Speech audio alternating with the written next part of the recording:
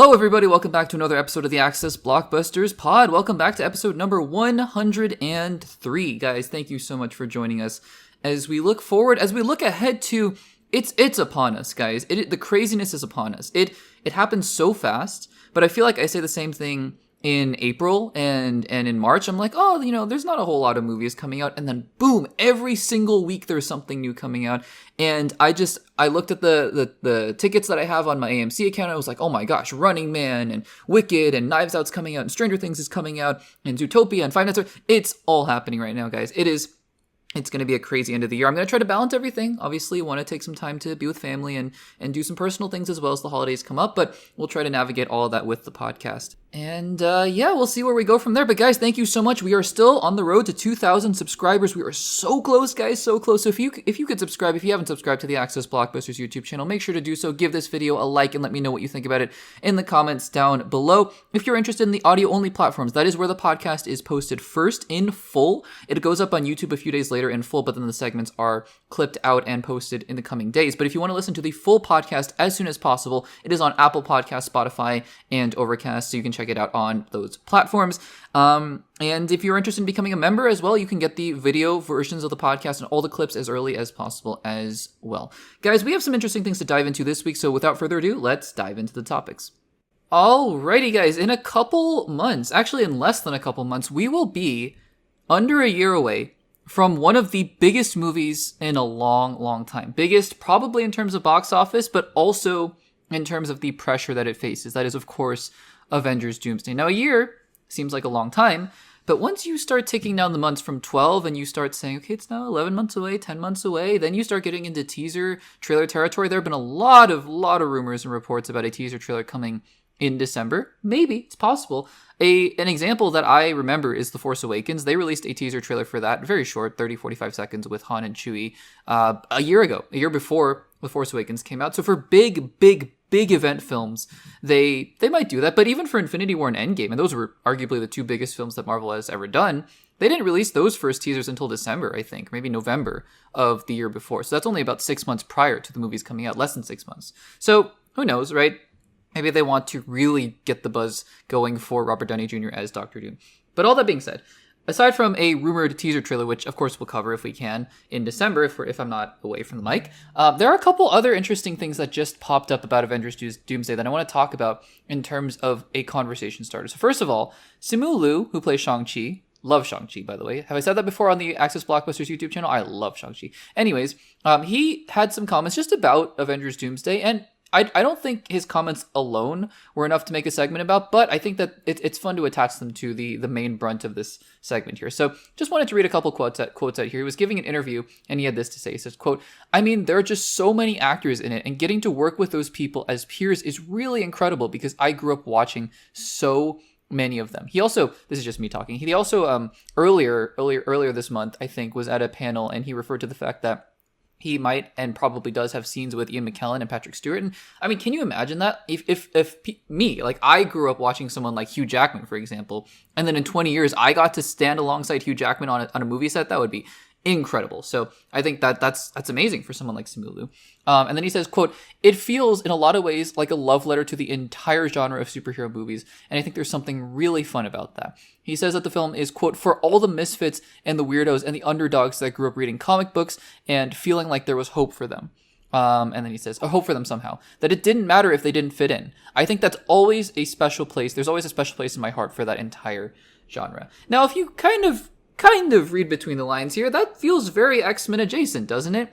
I mean, that is sort of what the X-Men characters are about, right? So it, makes sense. The X-Men are there. Now, I don't think the X-Men are going to have this entire arc about not fitting into society when the entire multiverse is about to collapse. I'm sure that there's going to be some other more pressing things to cover. And the mutants will get their day in the sun in a few years when the rebooted X-Men film comes out. But if you really look at the teams that are assembled here, I mean, the Avengers team, this is not the A-list team. This is not the team that came storming out of the gates to storm the Hydra base in Avengers Age of Ultron with Thor and Hulk and Full Strength and Captain America. This is I mean, let's face it, Sam Wilson, no super soldier serum. Falcon, Danny Ramirez playing Joaquin Torres, no super soldier serum. And then you got maybe Thor hanging around there. I'm sure he has Black Panther, but she's relatively new to the, well, maybe it's been a few years since she's Black Panther, but still, she wasn't raised, I guess, to be the Black Panther like T'Challa was. And then you've got other characters. Fantastic Four, I think, are probably the heavy hitters, but, you know, they're coming from another universe. The Thunderbolts are underdogs. The X-Men are probably underdogs. So I think it's really cool to hear about all of those different things that are going on there. But that's not really what this segment is about. What this segment is about is a teaser that somebody from the Russo brothers production company, AGBO, is it AGBO, Agbo? I don't know, posted, where I don't think, you know, I think you see some costumes and things like that. I think you can see Sue Storm's and Franklin Richards' costumes in the background, which is all well and good. But then 2 members of the team appear on screen. One is holding a Doctor Doom mask, and the other is holding an Iron Man mask. Now again, I mean, as much as I like to say we don't want to look too far into things, that's kind of what we're doing here. So I admit that, right? I admit up front that, yeah, we're going to look a little closer into something than probably we should. That being said, I do think that, and I feel that there's no way that this is a coincidence if you are holding up an Iron Man mask and a Doctor Doom mask. Now, the Russo brothers have said before, we've talked about this ad nauseum. The Russo brothers have said there is a reason in the story that Robert Downey Jr. is, who played Iron Man, obviously, is Doctor Doom. I don't know what that reason is. Nobody really knows what that reason is. Multiversal variant. Is Victor Von Doom a variant of Tony Stark in that universe, in the 8-3, whatever? It's not 838, but it's 826 or something like that. Fantastic Four universe. I don't know, right? Nobody knows. But the Russos are saying there is a story reason for this to happen. And everyone has to assume then that it is connected to Iron Man in some form or fashion. It feels honestly cheap if the entire Avengers Doomsday movie happens and there's literally zero connection between Iron Man and Doctor Doom. So this only intensifies that. Now, my question is, right, because Robert Downey Jr. said, and we may be looking way too far into this as well, because when he said this, you know, maybe it's just referring to the fact that he's taking a new role in the MCU and not anything else, but he did say when the role was announced, and I'm sure this was vetted by PR and all that kind of stuff, new mask, same task. Now, again, it could very well be Robert Downey Jr. saying, I'm an actor and I'm taking on a new mask. That's great. That's totally fine. And there's still maybe a very valid reason that he's playing Doctor Doom in Avengers Doomsday. But if there's something to be believed about the fact that there are new masks, but it is the same guy, right? Or the same face, rather. And maybe, you know, we've heard reports that Doctor Doom might be disfigured, as he sometimes and usually is in the comic book. So we'll see, right? If it's sort of a recognizable face of Tony Stark still, but it's disfigured. I don't know. But again, I think that all this does is it ratchets up the intensity to know why Robert Downey Jr. is playing Doctor Doom. I don't know, frankly. We're still 13 months away from this movie happening, from this movie coming out, at least, right? I don't know if they're ever going to reveal that in the marketing. Maybe that is the biggest straw of the movie, is to kind of dangle it in front of the audiences and say, hey, you don't know why he's coming back as Doctor Doom. Come and see. I don't know if that'll work. I don't know if that's going to be a turnoff where people are like, I don't get that. And I don't know if the idea is truly, you know, genius enough that if they revealed it in the trailers that people would be like, oh, I have to see how they did that, right? I don't know. Nobody knows until they actually reveal it. I have a feeling that we're going to have a pretty good idea of what's going on just based on the trailers, even if the Russos don't officially say it in the trailers or out loud in PR and marketing. But still, it's all very intriguing. So guys, what do you think about, first of all, Simulu's comments about Avengers Doomsday, and then also his teaser with the 2 masks, the Iron Man mask and the Doctor Doom mask? Coincidence? I think not, but what do you guys think? Let me know in the comments down below.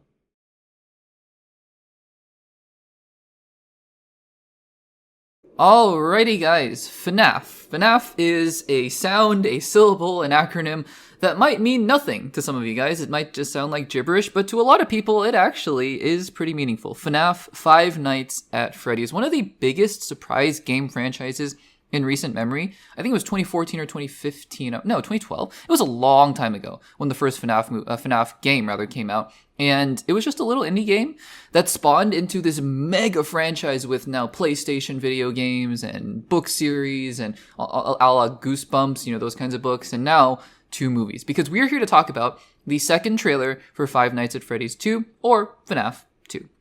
Now, just for some context, for me personally, because I think as I give my thoughts here on the second trailer, I want you guys to know what I thought about the first trailer, what I've been thinking before.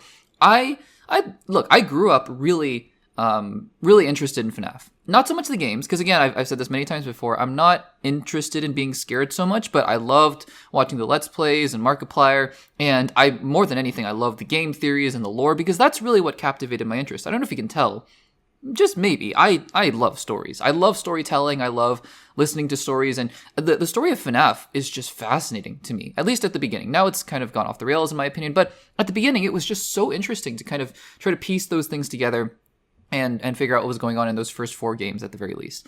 And since then, obviously, FNAF has gained massive popularity. Now, they made a movie. They were going to make a movie for a while, and they finally released it. It came out a couple of years ago. And I didn't love it. I thought it was okay. Again, as somebody who's not a fan of horror, you might be saying, well, it's just not your kind of movie. And to that I respond, well, yeah, but horror aside, because I can say, for example, a movie like The Substance, I hated the watching experience, but it's really interesting and great storytelling and well made. And similarly for a franchise like It, right, and It Welcome to Derry, the story and the characters supersede any of the horror elements that I can look past and, frankly, cover my eyes and lower the volume for. So, it's not that I just don't watch horror at all. It's that I think the story has to really shine, and I'm not just there just to be scared, if that makes sense. But I didn't love the first movie. Then the first trailer for FNAF 2 came out, and I did a segment where I talked about the first trailer, and I was surprised, actually, by the blowback that I got. Again, it doesn't really matter to me. I'm here just to share my opinions, and you're here just to share yours, and we can have a discussion about it. But if you guys all disagree with me, totally fine. But what I said in that in the segment about the first trailer for FNAF 2 was that I found that some of the issues that I had with the first movie, mainly being the animatronics, felt a little slow and didn't feel quite as intimidating as they do in the games. It just seemed like it was continuing on in the second movie. I know the second movie has a little larger budget and things like that, but it still felt very similar to what the first movie was. And granted, the first movie made a decent bit of money, even though it wasn't particularly well received by critics, but still, it just felt very similar. So I was interested heading into the second trailer for FNAF 2. And I don't think this trailer swayed me particularly, honestly. I think that the pervasive issue, and again, you guys can totally feel free to disagree, the pervasive issue for me, and I know it's the reason I gave all this context is because what I'm about to say will make sense in this context. It'll be ironic. I wasn't scared at all by this trailer. I wasn't scared at all by this trailer because frankly, right, again, the story has to be the story, and we'll talk about that in just a second. And I want the story to be really good. But it is FNAF, right? And part of the intrigue of FNAF is the mystery and the animatronics and what's going on with them and how they're able to get children and things like that. That's part of what makes FNAF, right? It's the part about the animatronic. And honestly, every time an animatronic appeared on the screen when I was watching the trailer, it was like, okay, that's fine. Let's move on. And again, that is totally fine, for me at least, as somebody who's not a big horror and jump scare fan, if the story looks to supersede that.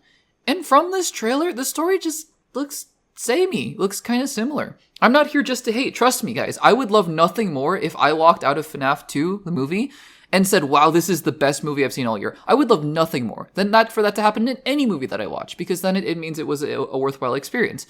But I have to say, jump scares and horror elements aside, the story just looks simple again. And it looks like Abby, I think her name was Abby, the younger sister of Josh Hutchinson's character, just goes back to the pizzeria and there are new animatronics there and William Afton is kind of roaming around. Again, maybe he's dead, maybe he's not, as Springtrap, I don't know. But, I mean, it looks like another simple adventure. I know people are going to say in the comments, but what, don't you see the animatronics are outside and they're going to kill half the town? I know, I saw that. Again, though, just based on the scope from what we've seen in the trailers, it just seems very samey to the first movie. And the first movie, I didn't particularly love. So this is all just talk about the trailer, because we have to see the movie. I will see the movie, but I'm just here to talk about the trailer alone. And I don't think either trailer has particularly impressed me, to be quite honest with you. I don't doubt that they're doing some great work, by the way, with the animatronics and puppetry. I know the Jim Henson Company, who makes all the puppets, I think, for shows like the Muppets, I think. Correct me if I'm wrong in the comments, but they're doing a lot of the work with the animatronics and things like that, prosthetics. So I think it's great. I'd love to see more of that. But at the end of the day, I'm here just to talk about the trailer. trailer didn't really do anything for me, just to be quite honest with you guys. But maybe, once again, I'm in the minority. Guys, what do you guys think of this FNAF 2 trailer 2? Do you guys like it? Do you guys not like it? Are you guys excited for the movie? Let me know in the comments down below. Alrighty, guys, let's dive right in. Let's talk about the second episode of the new HBO Max HBO series, It, Welcome to Derry, a prequel show based on the Stephen King book and the subsequent movies that followed, directed by Andy Muschietti. Let's talk about episode 2. This is going to be a full spoiler discussion, so if you have not seen episode 2 of It, Welcome to Derry, no worries, just make sure to save this segment, save the podcast, save the YouTube video for later, and then come back once you have, and let's dive right in. Honestly, guys, I had no idea what to expect, not just from episode 2, and of course, based on the ending of episode 1, I don't think a lot of us really knew what to expect from episode 2. I know that there are a lot of channels like New Rockstars and Screen Crush and all those that were doing some breakdowns and things. I intentionally avoid those because I want to be surprised by what happens next. And so as somebody who is not too familiar with the It lore and just watched episode 1, I was like, I have no clue what's going to happen in this next episode. And really, that's how I felt about the series as a whole. You know, I wanted to be surprised. And as somebody who, again, is not a huge horror fan, and so those scenes like in episode 2 with the I don't know what you call that, hallucination or zombie or whatever of Ronnie's mom, that part, not great for me. Didn't love that. But again, that's just my own sensibilities. I also think that the It universe and the It characters are really, really compelling. And I think this episode accentuates that, rather, more clearly than ever before. Because what I loved about this episode... So, first of all, backtracking. At the end of episode 1, right? Because you're getting introduced to all these kids like Teddy and Phil, and I think Susie, right, is the little girl's name, and Lily, of course, and Ronnie.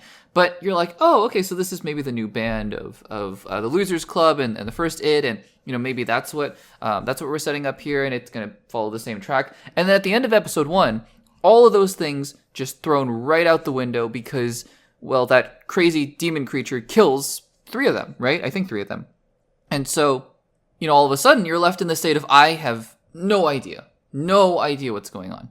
And that's where we head into episode 2. So episode 2 picks up with Ronnie and Lily, mostly as the 2 kids that we're following, as well as, I forget his name, but the major, right? The military guy. We're following him. I think Hanlon, right? Am I correct in saying that Hanlon is the last name of a character in the original It franchise? If not, forgive me, but I feel like it is. I don't know if they're connected at all. Again, I'm somebody who's completely disconnected from the Stephen King lore, so I don't really know it as well as maybe some of you guys do. That being said, I think we're really following these characters now, and the end of this episode, I think the end of this episode really started to pull into focus here what is, I think, a couple of the central themes of the show, right? Because on the one hand, you have these kid characters who are not, I'm not going to say, you know, a one-to-one of the Losers Club.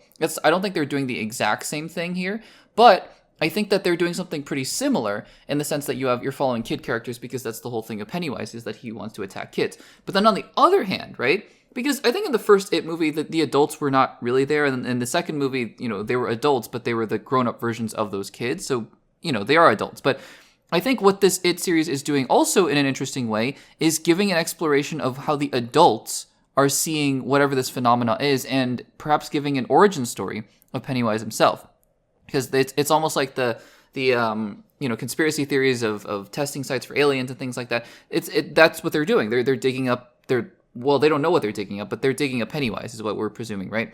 And it's interesting because we haven't seen Pennywise in his full clown form, but he's all over the marketing and all over the promotional banners and in the trailers. So I'm curious to see when he'll actually show up, because right now, whatever is going on maybe is him, right? Because in the first and second It movies, he does manifest into different things. Maybe is him, but also maybe he's just not here yet, and this is some other version, some other deeper form of evil that's going on here. And speaking of the kids, right? I like that this show is, yes, doing the usual It thing of having, you know, the kids being scared of some of their deepest, darkest fears, and Lily and Ronnie are really feeling that, but also dealing with it at a very human and emotional level as well.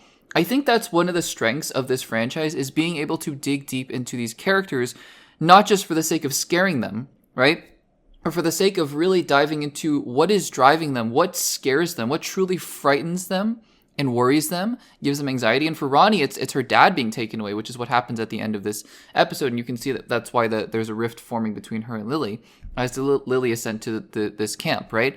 And I think that it makes those scenes where you don't see Pennywise or whatever's going on, and then also the scenes where you do see Pennywise or again, whatever monster that is, and it makes it even more effective in my eyes, which I think is really good.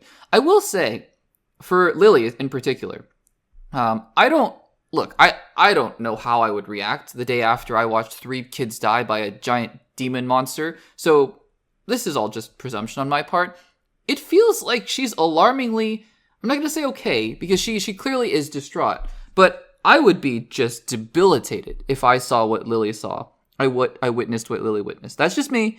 It's something that I was thinking about she's back at school. Okay, sure. She's back at school. I don't know. It's just something where I was thinking about it and I was like, well, I feel like I would not have reacted nearly as coherently as Lily did. But all that aside, we also get some other scenes here with the general and his son and his wife. And I think that these scenes are really good. And I think that they paint a picture. Again, this show is not purely interested in scares. It's not purely interested in the monster. It's also interested in the monstrous side of people. It's the 1960s, and racist attitudes still very much existed at the time. I mean, they still do today, but we were still kind of in the wake of. I think they mentioned JFK, right? So this is the time when they're starting to. I think pre-Lyndon Johnson, pre-Civil Rights Act. So I think if it's 1962. But anyways, I appreciate that the show is really going out of its way to show that, yeah, Derry is not the greatest of towns. There's still discrimination going on, and there's still hardships for this family that they're experiencing. And of course, also Ronnie and her family kind of being scapegoated and blamed for what's going on in the theater as well. So again, I appreciate that this show, I really think episode 2, right, it had 2 primary scare sequences, the one being with Lily in the supermarket, and the other being Ronnie in the bedroom. The Ronnie in the bedroom scene was effective, I think. But I think that more than anything, this episode was really trying to deepen the anxieties and traumas of the characters. And what I also appreciated about this episode is that it felt full. Because, I actually, just to give you a little bit of a peek behind the curtain, I've actually recently started to rewatch Stranger Things. There's no way I'm going to be able to catch up by the time season 5 volume 1 comes out. Maybe by the finale I'll be caught up. I doubt it. I think what'll probably end up happening, this is a total sidebar, what'll end up happening is that I'll watch all of Stranger Things, or I'll be rewatching all of Stranger Things, but I'll also be watching the new episodes as they come out. And then as I finish my rewatch of Stranger Things, we'll then do a rewatch of season 5. But all that to say, what I love about Stranger Things, and it's kind of adjacent, right? Very character-driven horror thriller. Those episodes are full. They are long episodes. And this episode is a full, long episode. And you can say, oh, but Pennywise doesn't show up or whatever. But I think that this episode is important, right? I think emotionally we're getting to the crux of what is going on with these characters. And we're also getting a sense of why things are happening. I think the end of this episode does a lot for that as well, of showing, okay, so there are these adults, right? And they're recruiting the general because he doesn't have fear, which is interesting because obviously, Pennywise feeds on fear. But he also likes kids more because I guess kids are more scared. So yeah, I mean, I think that's going to set up an interesting subplot. The kids are also going to be pretty pivotal. I'm interested. I'm still on board. I'm still very much on board. As somebody who's, again, not a big fan of horror, not a big fan of the Halloween-ness of it all, I guess. It's not Halloween, but you know what I mean? I'm surprised. I'm invested in this show, and I'm very curious to see where it goes from here. It's very competently made. It's very well made, very well shot. The scenes, the pacing feels good. I'm on board, guys. I think that this show is really surprising me thus far. So those are my thoughts on episode 2 of It Welcome to Derry, guys. What did you think about it? Did you guys enjoy it? Did you guys enjoy episode 1, episode 2? By the way, just for release schedule, this episode actually came out right before, I should say, this episode of It Welcome to Derry, episode 2, came out on Halloween. And so technically I could have tried to cram it all in, episodes 1 and episode 2 into the same episode, but I decided let's just give it the usual spacing. So that's why this spoiler review, or the spoiler review of episode 1 as a segment and also in the podcast is coming out after episode 2 is released because they decided to do a special Halloween release. It's a whole thing. Anyways, guys, we'll be back on the regular schedule pretty soon. What did you guys think of episode 2? Let me know in the comments down below. Alrighty, guys. One of the biggest pleasant surprises of the past few years on television to me has been the Disney Plus show Percy Jackson and the Olympians. Now, perhaps that's just me having low expectations because the only previous live-action adaptations we've seen from Percy Jackson have been the Logan Lerman, Alexander Daddario starring films that came out a while ago. We saw it number 1 and number 2, at least I did. And to be honest with you, those films were pretty disappointing. I think even the author Rick Riordan was pretty disappointed in that adaptation. I grew up I grew up reading Percy Jackson. I love those books. I love the Heroes of Olympus books. I love the Kane Chronicles. I grew up loving those books and really enjoying that world that was built, especially the first 5 books of the series. Those were it was iconic. I loved it. It was great. And I watched the first movie when I was younger, and I thought, yeah, the first movie's fine, but, who knows how well it holds up as a kid. But I remember watching the second movie, still, I was pretty young at the time, and thinking, oh, this isn't as good as I wanted it to be at all. This isn't good at all. Again, I haven't admittedly seen those 2 films since then, but I mean, I just distinctly have this memory of being a kid and watching the second movie. At the time, I was like, I'm enjoying all these movies. It doesn't really matter to me, but I remember not liking that second movie. So there was a hiatus. We didn't get any Percy Jackson movies or shows for a while until they very quietly announced that they were going to be rebooting the series and they were going to be doing a Disney Plus show, and it was going to be coming out in 2024, I think, at the end of 2024. And that was Percy Jackson and the Olympians. And I thought it was delightful. Was it perfect? No. And you could kind of tell that it was a little bit lower budget, like it's not movie quality and those kinds of things. And it was a little, little lighter, I think, than I had expected, to see. But again, the kids are so young, right? Or they were pretty young at the time. I think his name was Walker Scoble, I want to say, who has starred in a lot of other projects. But he was Percy Jackson. And, the kids were young, right? And they had so much room to grow from it. It is very much like watching the first Harry Potter again and thinking, wow, we now know where Daniel Radcliffe, Rupert Grint, and Emma Watson ended up in the last movie, but just to see them as these really young kids growing and knowing that they will be growing up, it kind of makes the journey worthwhile, right? And so, thinking about the fact that if this show does well, which I thought the first season was great, then I was like, yeah, I'm really excited to take this journey with the rest of the kids and just watch them grow up for the next few years. We got confirmation season 2 is coming out in 2025, and we actually also got confirmation that season 3 is in production, and Daphne Keane is going to be playing, I think, Athena, a Greek goddess, so that's exciting. But season 2, we just got a full-length trailer, and I gotta say, I'm pretty excited about this. I think one thing you can tell pretty immediately from this new trailer is the fact that the budget has gone up, and I think that's a great thing. At least from, I don't know the numbers, exact numbers, but it just looks like the production quality has gone up. And this season, adapting the second book, is going to be bigger in scale. It's just how it works. You kind of scale up as you go along. But especially with the Sea of Monsters, right? I mean, you're going to be dealing, and you see it in the trailer, with a lot of different creatures and things like that. The VFX look great. I always think, because I think his half-brother, Tyson, I want to say his name is Tyson, is the Cyclops.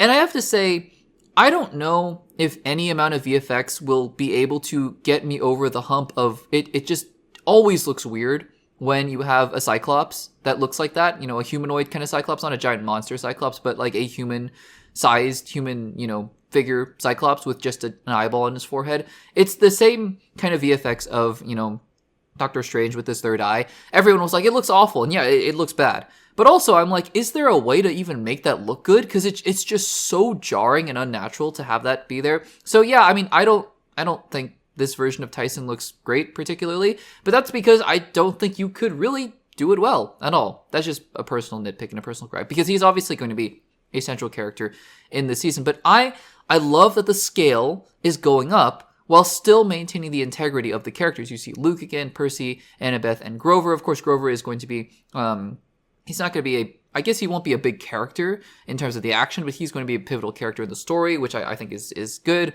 And yeah, I mean, I think that watching this season, or watching this trailer, I have confidence that this show and the people who are behind the show understand the assignment. And it looks like they really understand how to faithfully adapt to this while also taking it to their own, making their own visual language for these characters and for the show.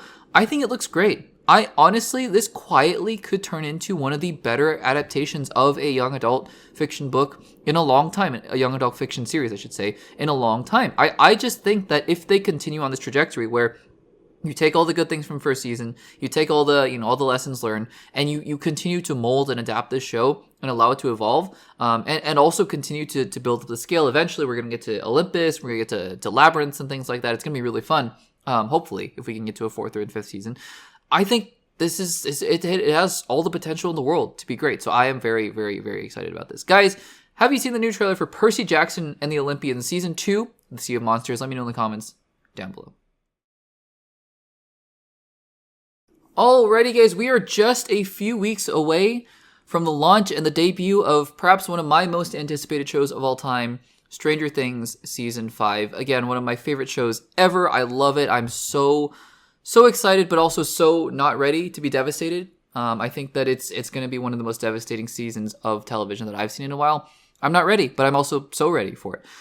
But surprisingly, before Season 5 has even launched an episode, we got an announcement and a little bit of a teaser trailer for another season of Stranger Things, except hold the phone.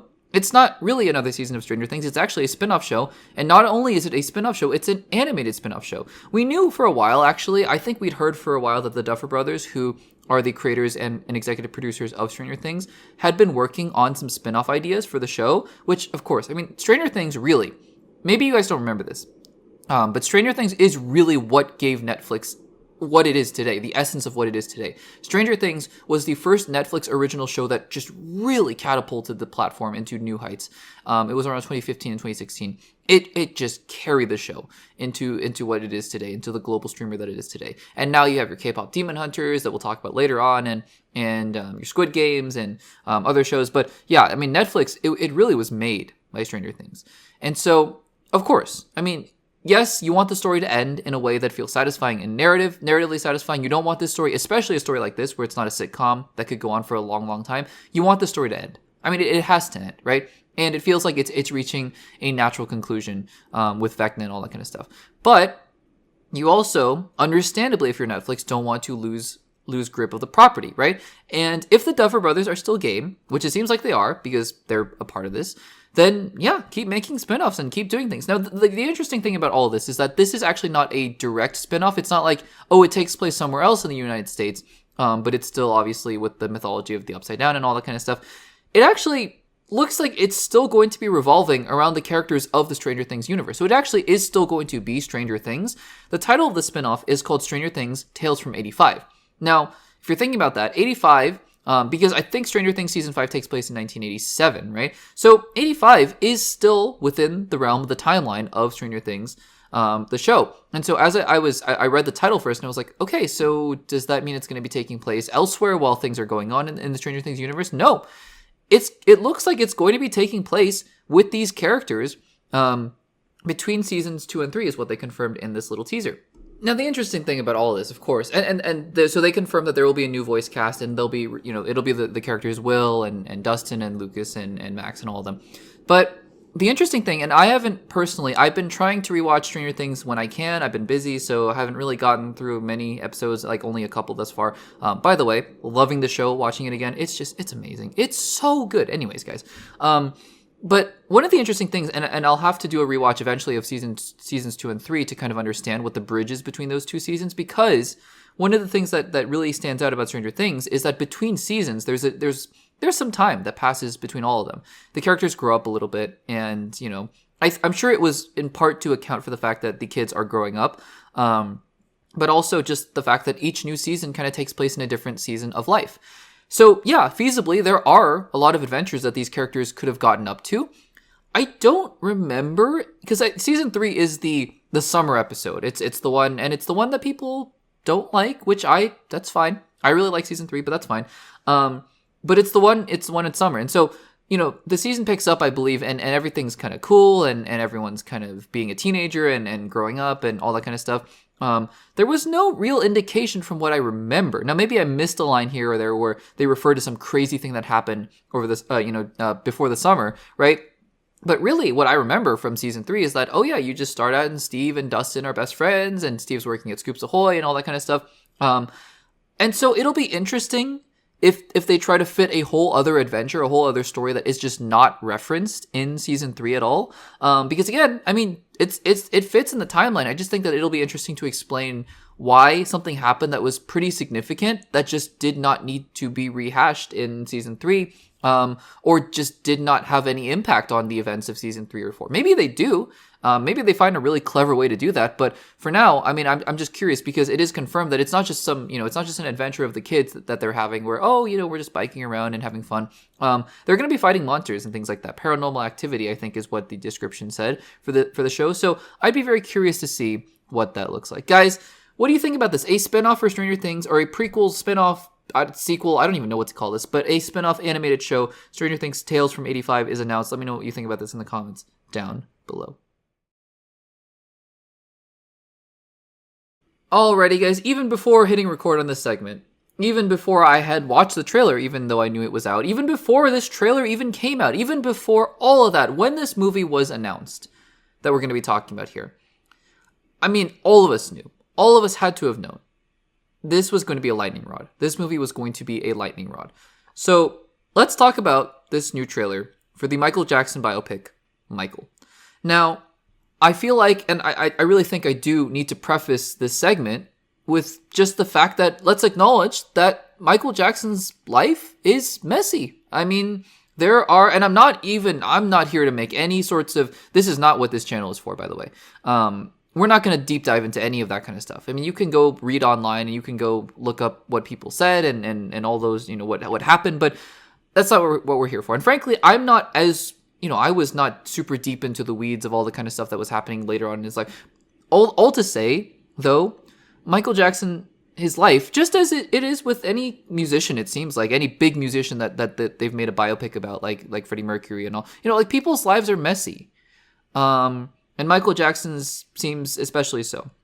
So just wanted to acknowledge that, right? And it will be relevant to the conversation that we're going to have about this trailer as I talk about it. Acknowledging that, though, people have different opinions. People have opinions, I should say, and strong ones at that, about Michael Jackson as a musician, Michael Jackson as a person, things like that. And so just to say out front before we talk about the trailer, because I really just want to talk about the trailer, also just given the context of his life as well. I hope the conversation in the comments, if there is one that's robust, is respectful and just, let's not get too deep in the weeds of all this kind of stuff and just talk about this as a movie.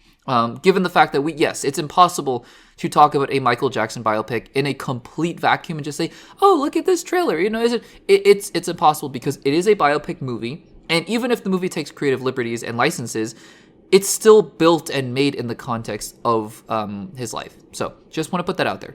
Let's talk about the trailer itself. Look, I am somebody who, of course, everybody knows Michael Jackson's music. I mean, it's famous, it's iconic, it's some of the greatest music ever created. I think we can all agree, or at least if not the greatest, right? Because maybe and we can get on a whole tangent about this, about the subjectivity of music and art and things like that. But perhaps I think this is true at the very least.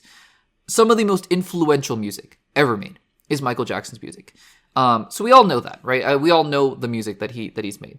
But again, right? I mean, I'm somebody who didn't grow up listening to Michael Jackson. I've heard his songs, obviously. So I don't have an inherent attachment to the music of Michael Jackson as I would with some of my favorite singers today, for example.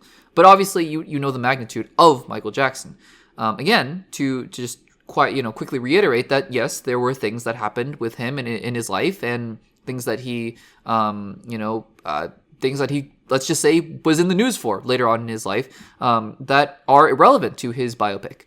And there were questions about whether or not this movie would deal with some of the messier things in his life or not. It seemed like, from what I had heard, that the movie was going to try to address some of these things, because it almost feels like if you just simply gloss it over completely, it would be a very incomplete picture of the person, which maybe that was the intention from the people making this movie. But and you can dispute and argue whether or not that's the right thing to do.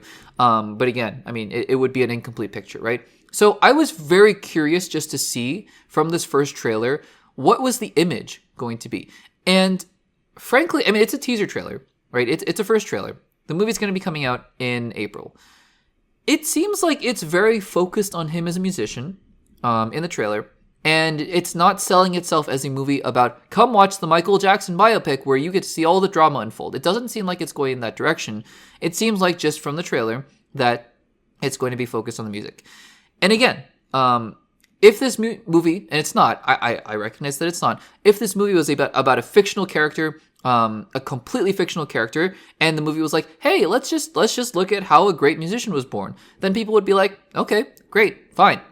But the fact that there are other things that need to be, or that should be, or that could be, rather, discussed about Michael Jackson and his life, and if the movie decides to gloss it over and decides to just talk about the music part, I think that it would cause people would be in a stir, to be quite frank. And again, I think that there are other people who would much prefer that movie. So I think that this movie, I'm not going to say that this movie is in a lose-lose situation. I don't think so. But I also think that this movie has to walk an incredibly fine line between a lot of different things going on. And from this first trailer, I'm not going to say that there's any way you could make a safe trailer just based on what the subject material is. But I think that this trailer was maybe just trying to just say, hey, we loved Michael Jackson's music. This is a movie about Michael Jackson and him as a musician and as an artist. I haven't seen the trailer 20 times, so I haven't freeze framed on every shot. Maybe there are some shots in there that speak to it, other things about his life. But I think that is the focus, at least, of the trailer is about him as a musician. And I don't know if that's going to speak to what the movie is going to be about, or whether or not they just want to save some stuff for future trailers, or they just want the movie to unfold in a certain way, but want to advertise it in this way. I don't know. This is going to be a fascinating movie. I think the discourse around the movie alone is going to be just worth the price of admission anyways. But I'm very curious to see not only what the movie turns out to be, but how they actually market this movie. Again, as somebody who obviously admires Michael Jackson's music because just of how influential he is, but doesn't have any emotional attachment to it, I'm just here to observe and just to see how they decide to take this movie and what kind of routes they did, how they decide to unveil the story. I think, though, we are going to be in for a fascinating 6 months until this movie comes out about discourse and just to see how people receive this movie. But guys, the first trailer for Michael, the Michael Jackson biopic, is out. What do you guys think of it? And let me know in the comments down below. Alrighty, guys. Well, speaking of Avengers Doomsday, well, I thought we wouldn't be getting a trailer for quite a while, and we talked about that earlier on in the podcast. Turns out I might just be wrong, because apparently we're getting an Avengers Doomsday trailer really soon. As in, just over a month, we're getting an Avengers Doomsday trailer. There are a lot of really interesting things about that. But first of all, let's just get into this report. So I was just, minding my own business, and then all of a sudden I see breaking news, Avengers Doomsday trailer coming out in December. And I was like, okay, maybe that's just another rumor, another leak. We've been getting a lot of reports and rumors about the fact that an Avengers Doomsday trailer might be coming soon. And there have been people saying, well, maybe it'll be attached to Avatar. And it's like, okay, yeah, that makes some sense if they were going to release it in December. I just didn't think that was going to happen. I thought maybe you'll wait until May or something like that. Lo and behold, Collider, which is not a source that we reference in terms of the deadlines and Hollywood Reporters of the world, but they're up there. I mean, they're pretty reliable in terms of their reporting, and they would not just break this scoop if they weren't sure about it. Collider's not in the business of doing that usually, from what I've seen.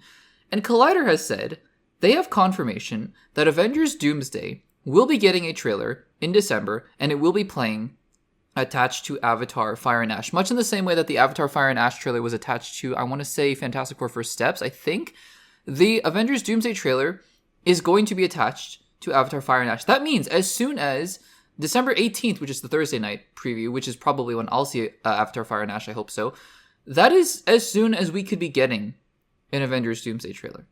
Now, what's fascinating about all of this is the fact that that date is a hair, I believe, a hair under a year, a full calendar year away from Avengers Doomsday coming out. Normally, even with these biggest movies, the huge movies that will make $1 billion, even $2 billion at the box office, you want to wait a while. You don't want to wait a while. You want to ramp up these productions and these marketing pushes pretty close to when the film's coming out. Remember Avengers Infinity War and Avengers Endgame. Those first trailers came out November, December. And those movies came out in late April, honestly. So about 5 months before those movies actually came out was when we got our first trailers for those films. This is a year.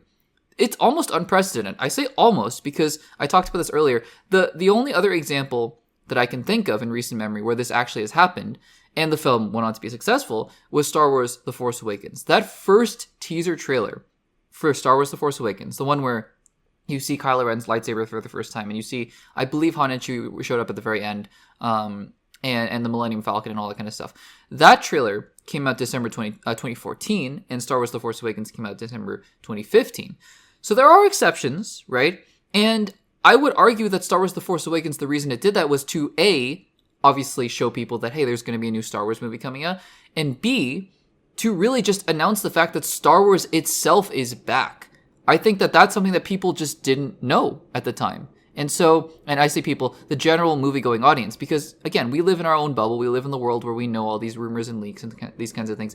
But a lot of people just don't, right? So that Star Wars teaser probably served to just give people a reminder or a jolt of, hey, we're making another Star Wars movie. It's coming. We're going to make another one.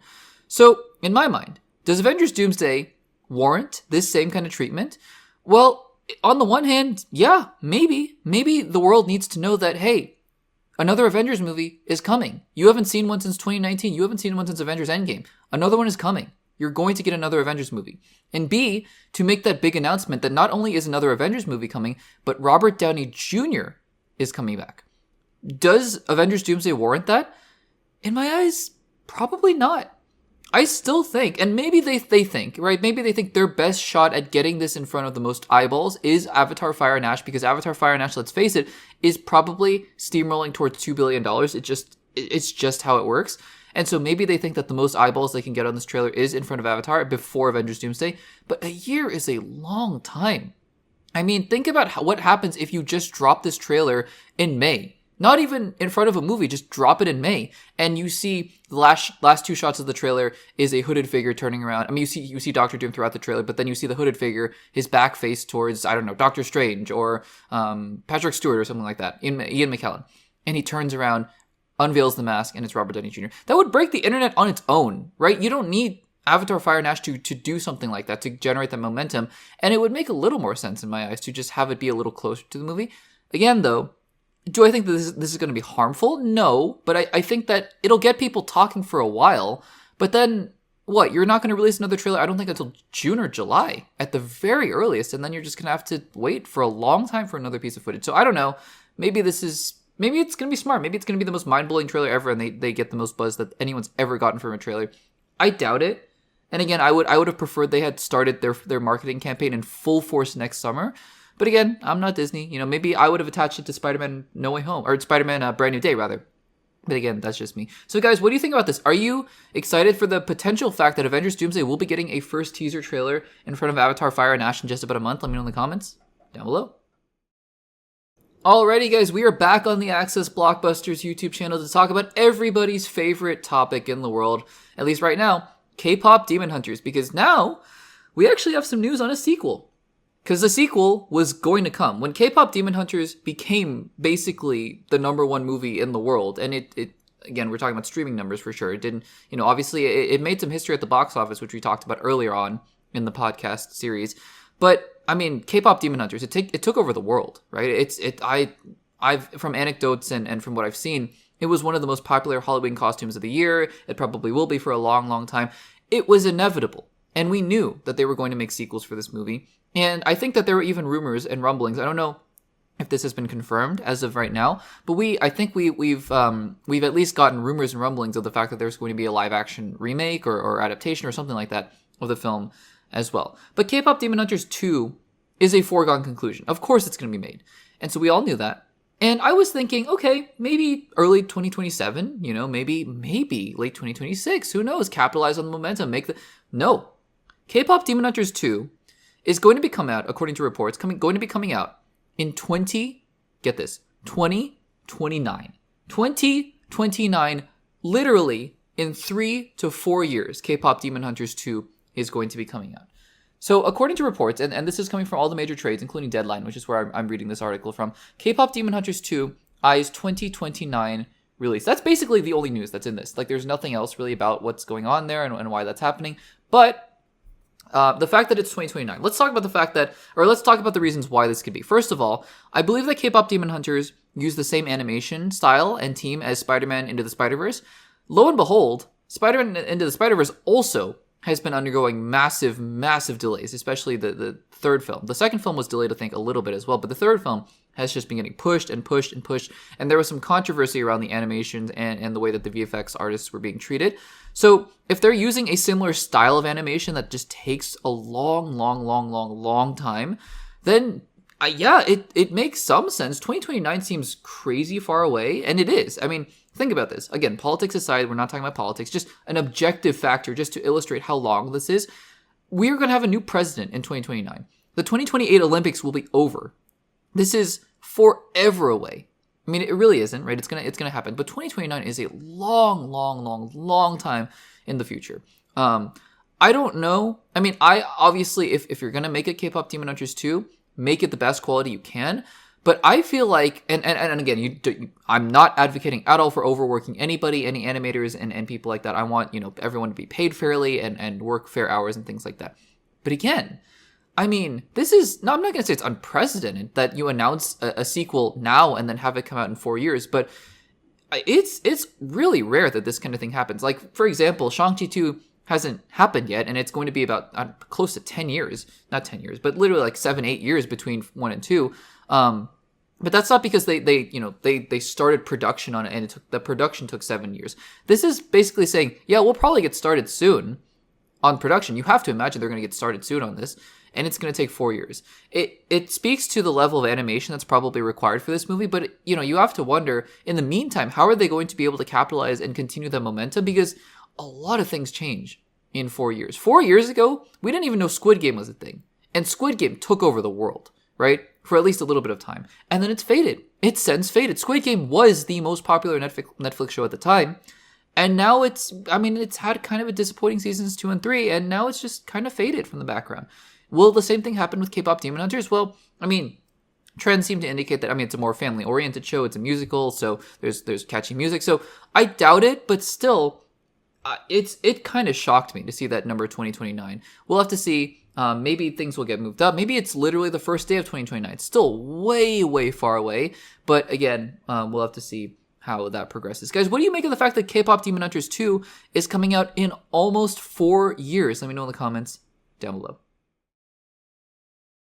And guys, that will do it for episode number 103 of the Axis Blockbusters Pod. Thank you so much for joining us. As always, it was a big trailer week. I feel like there were just a bunch of trailers that came out of nowhere pretty late in the recording process, so happy to talk about a lot of them here. But yeah, guys, we're heading into the Thanksgiving window. Wicked for Good. I can't believe it's in a couple weeks. I can't believe it's in a couple weeks, so get excited for that. But guys, thank you so much for joining us on the Access Blockbusters Pod. Make sure to subscribe to this video, a like if you were on YouTube, and road to 2,000 subscribers, so we are getting there. Audio only platform: Spotify, Overcast, Apple Podcasts. That will do it for me, guys. Episode 103, and I will see you guys in the next one.